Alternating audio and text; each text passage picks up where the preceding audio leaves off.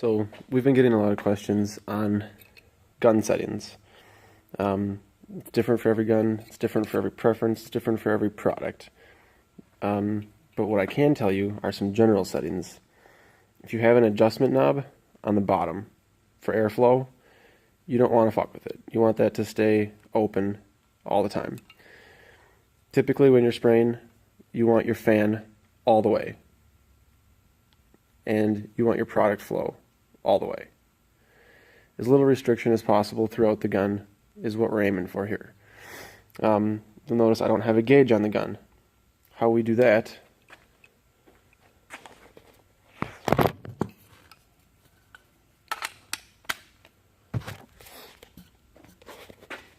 is like that. Our gauge is on a quick disconnect.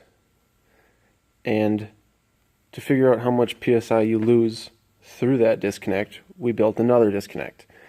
So we would stack another same setup as this underneath it, take a reading, disconnect it, leave one on, reconnect it, and see the PSI difference. So we lose about 2 PSI through here. So when this is on the gun,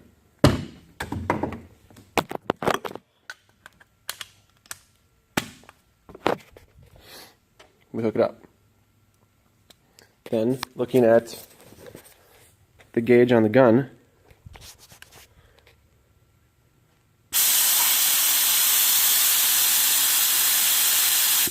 with full trigger pull, you set using your regulator on the wall.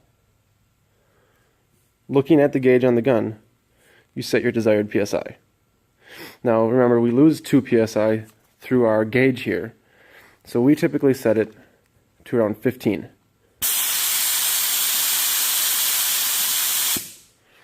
Then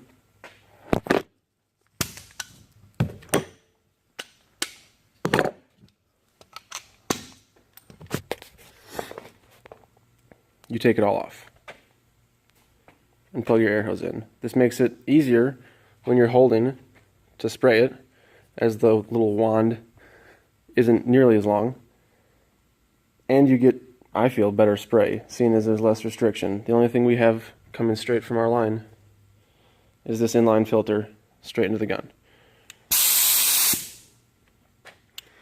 That's how we do it, at least.